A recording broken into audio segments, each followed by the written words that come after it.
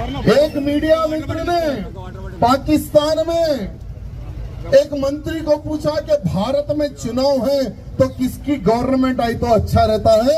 एक मीडिया पूछ रहा है पाकिस्तान के मंत्री से, तो वो मंत्री कह रहा है कि कोई भी आए, मोदी ना आए, राहुल गांधी आए तो अच्छा है, कांग्रेस पार्टी आए तो अच्छा है। तो इन कांग्रेसियों का और पाकिस्तानियों का कितना गहरा संबंध है मेरे मित्रों, ये आप जान लो। कुछ ही दिन पहले आतंकवादियों द्वारा हमारी सेना पे हमला करते हैं, हमारा एक देश का जवान शहीद होता है मेरे मित्रों। और ऐसे पाकिस्तानी जो आतंकी की जो फैक्ट्री है, ऐसे पाकिस्तानियों की भी जो फ्रेंडशिप इन कांग्रेसियों की है मेरे मित्रों। आज हमारे देश में एक कैंसर की एक बीमारी है मेरे मित्रों, शायद ही हर देश में होंगी, लेकिन जो कैंसर की जो बीमारी है जिसको आती है वो इंसान बहुत तड़पता है और उसका रिकवरी होना बहुत मुश्किल है और कई लोग मर जाते हैं जिसको कैंसर की बीमारी आती है। लेकिन कैंसर जितनी खतरनाक बीमारी है उससे खतरनाक ये कांग्रेस है मेरे मित्रों।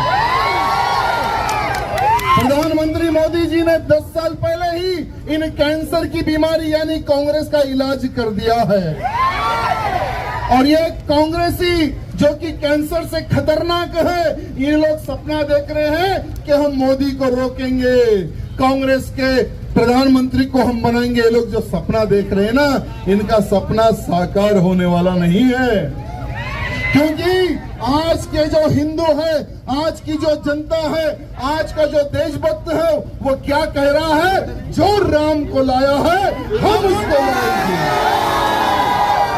जिसने राम को लाया है, जिसने राम मंदिर बनाया है, जो आज लाखों राम भक्त जाकर भगवान श्री रामचंद्र जी के दर्शन कर रहे हैं, जनता कह रही है जो राम को लाया है, जो कृष्ण को लाएगा, जो शंकर भगवान को लाएगा, हम उसको लाएंगे। आज भारत देश का बूढ़ा हो या भारत देश का छोटा बच्चा हो, सबके मुंह में बस एक ही एक है, तीसरी बार भी मोदी सरकार। आज ये कांग्रेसी अपना नाम बदल चुके हैं लोग। पहले इनका एक गठबंधन नाम था, अब ये लोग इंडी गठबंधन कर लिए लोग, इंडी गठबंधन। ये नाम क्यों बदले पता है? क्योंकि इन्होंने जो पुराना जो नाम था उस नाम पर इन्होंने 12 लाख करोड़ का घोटाला किया हमारे भारत देश में। 12 लाख करोड़ का घोटाला मेरे मित्रों। ये 12 करोड़ लाख किसके बाप के थे? ये आपके थे, ये मेरे थे, हर वो गरीब जनता के पैसे थे जो कांग्रेसियों ने राज में आकर हमारे देश का जनता का पैसा लूटा मेरे मित्रों। ये वो कांग्रेस है। अगर भारत में फिर से कांग्रेस आएगी तो सोचो कि हमारे भारत देश को ये लोग कितना नोच खाएंगे मेरे मित्रों, कितना बर्बाद करेंगे ये कांग्रेस हमारे भारत देश को। एक बार विचार करना मेरे मित्रों। अरे जिन्होंने राज के नाम पर एक रिमोट कंट्रोल पर चले ऐसा प्रधानमंत्री बनाया था, कौन था प्रधानमंत्री? मनमोहन सिंह। वो सोनिया गांधी के हाथ में एक रिमोट कंट्रोल था। मैं आपको एक इतिहास बताना चाहूंगा, जब भी भारत देश में आतंकी हमला होता था तो यही सोनिया गांधी, यही मनमोहन सिंह लव लेटर लिखते थे पाकिस्तान को। लव लेटर लिखने का जमाना था, लेकिन आज प्रधानमंत्री मोदी जी बनने के बाद में वहां से एक बम अगर भारत में फूटता था तो यहां से मिसाइल पाकिस्तान में गिरती थी मेरे मित्र। अरे धोखे से हमारी सेना के ऊपर इन्होंने हमला किया तो यही प्रधानमंत्री मोदी जी ने पाकिस्तान में घुसकर एयर स्ट्राइक किया और सर्जिकल स्ट्राइक किया मेरे मित्रों। ये है मोदी की ताकत। आज बहुत सारे लोग जो हमारे माइनॉरिटी लोग हैं, ये लोग कह रहे हैं कि हम मोदी को वोट नहीं डालेंगे, मर जाएंगे लेकिन वोट नहीं डालेंगे। तो उनको मैं पूछना चाहूंगा, अरे मेरे भाई एक बार विचार करो, मोदी ने तुम्हारे लिए क्या किया? अरे जब तुम्हारी बहन बेटी के साथ हलाला होता था ट्रिपल तलाक के नाम पर, तो यही प्रधानमंत्री मोदी जी ने ट्रिपल तलाक बिल लाकर तुम लोगों की इज्जत बचाई या नहीं बचाई, एक बार विचार करना मेरे मित्रों। अगर सचमुच में जो सच्चा देशभक्त जो मुसलमान है वो मोदी जी को ही वोट करेगा, और जो चंद पैसों में बिकता है वो किसको वोट करेगा, ये हम उनके ऊपर छोड़ते हैं मेरे मित्रों। लेकिन आज हमारे प्रधानमंत्री मोदी जी कहते हैं सबका साथ, सबका विकास, सबका विश्वास, ये नारा लेकर हमारे मोदी जी आगे बढ़ते हैं। जब मोदी जी विकास सोचते हैं तो ना हिंदू देखते हैं, ना मुसलमान देखते हैं, ना सिख देखते हैं, ना ईसाई देखते हैं मेरे मित्रों। हर एक का विकास करते हैं। आज सिंगल बेडरूम यानी डबल बेडरूम हमारे मुख्यमंत्री ने जो बनाया ना, केसीआर ने, हमारे मोदी जी ने कहा कि मेरे भाई ये डबल बेडरूम के चक्कर में मत जा, जिन जिनको घर नहीं है सिंगल बेडरूम बना और लाखों लोगों को, करोड़ों लोगों को दे। लेकिन केसीआर ने नहीं सुना। लेकिन वही उत्तर प्रदेश में करोड़ों घर बना के हमारे योगी आदित्यनाथ जी गरीब जनता को दिए। और आज आवास योजना के तहत लाखों करोड़ों घर बनाकर जिनको घर नहीं मिला हमारे प्रधानमंत्री मोदी जी ने दिया। मोदी जी ने हिंदू और मुसलमान नहीं सोचा मेरे मित्रों, सबको घर दिया। यह है प्रधानमंत्री हमारे मोदी जी। अगर सचमुच में मुसलमानों का अगर कल्याण हुआ तो वो बीजेपी की ही गवर्नमेंट में, ये बात ध्यान रखना मेरे मुस्लिम भाइयों। और हमारी एक सापा की नेता है, कौन है वो, सलमान खुर्शीद, जो एक पापी है कांग्रेस में। उसकी भतीजी है, जो हमारे माइनॉरिटी लोग हैं, ये लोग कह रहे हैं कि हम मोदी को वोट नहीं डालेंगे, मर जाएंगे लेकिन वोट नहीं डालेंगे। तो उनको मैं पूछना चाहूंगा, अरे मेरे भाई एक बार विचार करो, मोदी ने तुम्हारे लिए क्या किया? अरे जब तुम्हारी बहन बेटी के साथ हलाला होता था त्रिपुल तलाक के नाम पर, तो यही प्रधानमंत्री मोदी जी ने त्रिपुल तलाक बिल लाकर तुम लोगों की इज्जत बचाई या नहीं बचाई, एक बार विचार करना मेरे मित्रों। अगर सचमुच में जो सच्चा देशभक्त जो मुसलमान है वो मोदी जी को ही वोट करेगा, और जो चंद पैसों में बिकता है वो किसको वोट करेगा, ये हम उनके ऊपर छोड़ते हैं मेरे मित्रों। लेकिन आज हमारे प्रधानमंत्री मोदी जी कहते हैं सबका साथ, सबका विकास, सबका विश्वास, ये नारा लेकर हमारे मोदी जी आगे बढ़ते हैं। जब मोदी जी विकास सोचते हैं तो ना हिंदू देखते हैं, ना मुसलमान देखते हैं, ना सिख देखते हैं, ना ईसाई देखते हैं मेरे मित्रों। हर एक का विकास करते हैं। आज सिंगल बेडरूम यानी डबल बेडरूम हमारे मुख्यमंत्री ने जो बनाया ना, केसीआर ने, हमारे मोदी जी ने कहा कि मेरे भाई ये डबल बेडरूम के चक्कर में मत जा, जिन जिनको घर नहीं है सिंगल बेडरूम बना और लाखों लोगों को, करोड़ों लोगों को दे। लेकिन केसीआर ने नहीं सुना। लेकिन वही उत्तर प्रदेश में करोड़ों घर बना के हमारे योगी आदित्यनाथ जी गरीब जनता को दिए। और आज आवास योजना के तहत लाखों करोड़ों घर बनाकर जिनको घर नहीं मिला हमारे प्रधानमंत्री मोदी जी ने दिया। मोदी जी ने हिंदू और मुसलमान नहीं सोचा मेरे मित्रों, सबको घर दिया। यह है प्रधानमंत्री हमारे मोदी जी। अगर सचमुच में मुसलमानों का अगर कल्याण हुआ तो वो बीजेपी की ही गवर्नमेंट में, ये बात ध्यान रखना मेरे मुस्लिम भाइयों। और हमारी एक सापा की नेता है, कौन है वो, सलमान खुर्शीद, जो एक पापी है कांग्रेस में। उसकी भतीजी एक सापा में, वो कहती है कि वोट जिहाद करेंगे, वोट जिहाद करेंगे और मोदी को हराएंगे। तो मैं उसको कहना चाहूंगा कि तुम क्या, तुम्हारे बाप क्या, तुम्हारे बाप के बाप भी अगर आ गए तो मोदी को हराना इस बार नहीं, हर बार नामुमकिन है, हर बार नामुमकिन है। अरे हम पहले सुनते थे लव जिहाद, हम पहले सुनते थे लाइन जिहाद, अब इन लोगों ने वोट जिहाद करना पर स्टार्ट कर दिया इन्होंने। लेकिन जो लोग वोट जिहाद की सोच रखकर आगे बढ़ रहे हैं, ये तुम्हारा वोट जिहाद ज्यादा दिन चलने वाला नहीं है। एक देश में एक कानून आने वाला है, जनसंख्या पर भी एक कानून आने वाला है। जब ये कानून आएगा तो कहां से वोट जिहाद करोगे, एक बार विचार कर लेना।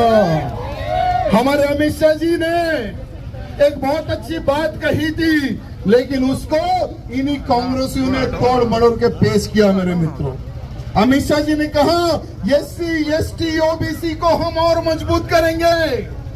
इन्हीं कांग्रेसियों ने एसटी एससी ओबीसी का जो फंड है वो काट के 4% संविधान के खिलाफ में मुसलमानों को दिया।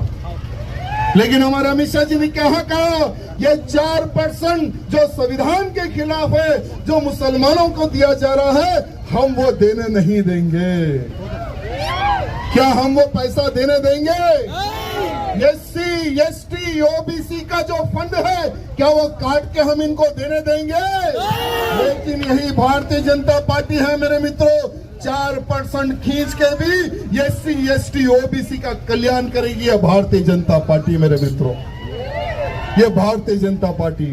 आज हमारे पास समय बहुत कम है, लेकिन जितने भी यहाँ पर जो मेरे भारतीय जनता पार्टी के कार्यकर्ता है, जो हिंदूवादी कार्यकर्ता है, उनसे बस एक ही एक निवेदन करता हूं मैं कि आपके सोशल मीडिया के माध्यम से रोज हर घंटे में एक पोस्ट आना चाहिए, और पोस्ट में बस यही लिखना, अगर तिलक लगाकर जीना चाहते हो तो मोदी को जिताओ। गौ माता की पूजा करना चाहते हो तो मोदी को जिताओ। अगर देश में आतंकवादियों को बढ़ाना चाहते हो तो कांग्रेस को जिताओ। अगर खुले में गौ माताओं को कटवाना चाहते हो तो इन कांग्रेस को जिताओ। या नहीं तो अगर देश को सुरक्षित रखना है, धर्म को सुरक्षित रखना है, तो फिर से एक बार ये एक दलित गिरी गई तो दूसरी दलित गिरी तेलंगाना में आ गई। मेरे मित्रों, एक दलित गिरी थी केसीआर, जनता ने उसके टायर पंक्चर करके उनको घर में बिठाया है। अब और एक रेवंत रेड्डी नाम की एक दलित गिरी आ गई हमारे तेलंगाना में। वो कहता है कि मोदी ने कुछ नहीं दिया, गाड़ी गुड्डू दिया बोलकर। तो मैं रेवंत रेड्डी को पूछना चाहूंगा, रेवंत रेड्डी जी, आज तेलंगाना जो विकास की राह पर जो बढ़ रहा है ना, वो मोदी जी की ही बदौलत है। जो तुम 6 गारंटी लेकर जो जनता में आए हो, जो बेवकूफ जनता को जो तुम बना रहे हो ना, ये ज्यादा दिन चलने वाला नहीं है रेवंत रेड्डी जी। यही जनता तुम कांग्रेसों को दौड़ा दौड़ा कर मारेगी, ये इतिहास गवाह रहेगा, लिख लेना आज के बाद। और भारत से कांग्रेस मुक्त भारत बनेगा, ये भी बात ध्यान रखना। रेवंत रेड्डी का एक इंटरव्यू देख रहा था, एक भाषण सुन रहा था मैं। रेवंत रेड्डी कहता है कि हम डरने वाले नहीं हैं। तो मैं रेवंत रेड्डी को पूछना चाहूंगा, तुम्हें डरा कौन रहा है और तुम्हारी क्यों फट रही है? अमित शाह का वीडियो तुम कांग्रेसियों ने एडिट करके वायरल किया, तुम्हारे ऊपर केस पर। हमारी एक सापा की नेता है, कौन है वो? सलमान खुर्शीद, जो एक पापी है कांग्रेस में। उसकी भतीजी एक सापा में, वो कहती है कि वोट जिहाद करेंगे, वोट जिहाद करेंगे और मोदी को हराएंगे। तो मैं उसको कहना चाहूंगा कि तुम क्या, तुम्हारे बाप क्या, तुम्हारे बाप के बाप भी अगर आ गए तो मोदी को हराना इस बार नहीं, हर बार नामुमकिन है, हर बार नामुमकिन है। अरे हम पहले सुनते थे लव जिहाद, हम पहले सुनते थे लाइन जिहाद, अब इन लोगों ने वोट जिहाद करना पर स्टार्ट कर दिया इन्होंने। लेकिन जो लोग वोट जिहाद की सोच रखकर आगे बढ़ रहे हैं, ये तुम्हारा वोट जिहाद ज्यादा दिन चलने वाला नहीं है। एक देश में एक कानून आने वाला है, जनसंख्या पर भी एक कानून आने वाला है। जब ये कानून आएगा तो कहां से वोट जिहाद करोगे, एक बार विचार कर लेना। हमारे अमित शाह जी ने एक बहुत अच्छी बात कही थी, लेकिन उसको इन्हीं कांग्रेसियों ने तोड़ मरोड़ के पेश किया। मेरे मित्रों, अमित शाह जी ने कहा एससी एसटी ओबीसी को हम और मजबूत करेंगे। इन्हीं कांग्रेसियों ने एसटी एससी ओबीसी का जो फंड है वो काट के 4% संविधान के खिलाफ में मुसलमानों को दिया। लेकिन हमारे अमित शाह जी ने क्या कहा, ये 4% जो संविधान के खिलाफ है, जो मुसलमानों को दिया जा रहा है, हम वो देने नहीं देंगे। क्या हम वो पैसा देने देंगे? एससी एसटी ओबीसी का जो फंड है, क्या वो काट के हम इनको देने देंगे? लेकिन यही भारतीय जनता पार्टी है मेरे मित्रों, 4% खींच के भी एससी एसटी ओबीसी का कल्याण करेगी यह भारतीय जनता पार्टी। मेरे मित्रों, ये भारतीय जनता पार्टी। आज हमारे पास समय बहुत कम है, लेकिन जितने भी यहाँ पर जो मेरे भारतीय जनता पार्टी के कार्यकर्ता है, जो हिंदूवादी कार्यकर्ता है, उनसे बस एक ही एक निवेदन करता हूं मैं कि आपके सोशल मीडिया के माध्यम से रोज हर घंटे में एक पोस्ट आना चाहिए, और पोस्ट में बस यही लिखना, अगर तिलक लगाकर जीना चाहते हो तो मोदी को जिताओ। गौ माता की पूजा करना चाहते हो तो मोदी को जिताओ। अगर देश में आतंकवादियों को बढ़ाना चाहते हो तो कांग्रेस को जिताओ। अगर खुले में गौ माताओं को कटवाना चाहते हो तो इन कांग्रेस को जिताओ। या नहीं तो अगर देश को सुरक्षित रखना है, धर्म को सुरक्षित रखना है, तो फिर से एक बार ये एक दलित गिरी गई तो दूसरी दलित गिरी तेलंगाना में आ गई। मेरे मित्रों, एक दलित गिरी थी केसीआर, जनता ने उसके टायर पंक्चर करके उनको घर में बिठाया है। अब और एक रेवंत रेड्डी नाम की एक दलित गिरी आ गई हमारे तेलंगाना में। वो कहता है कि मोदी ने कुछ नहीं दिया, गाड़ की गुड्डू दिया बोलकर। तो मैं रेवंत रेड्डी को पूछना चाहूंगा, रेवंत रेड्डी जी, आज तेलंगाना जो विकास की राह पर जो बढ़ रहा है ना, वो मोदी जी की ही बदौलत है।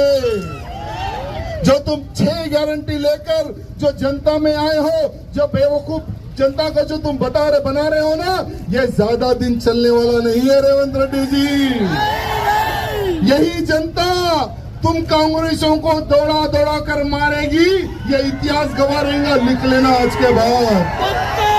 और भारत से कांग्रेस मुक्त भारत बनेगा, ये भी बात ध्यान रखना। रेवंत रेड्डी का एक इंटरव्यू देख रहा था, एक भाषण सुन रहा था मैं। रेवंत रेड्डी कहता है कि हम डरने वाले नहीं हैं। तो मैं रेवंत रेड्डी को पूछना चाहूंगा, तुम्हें डरा कौन रहा है और तुम्हारी क्यों फट रही है?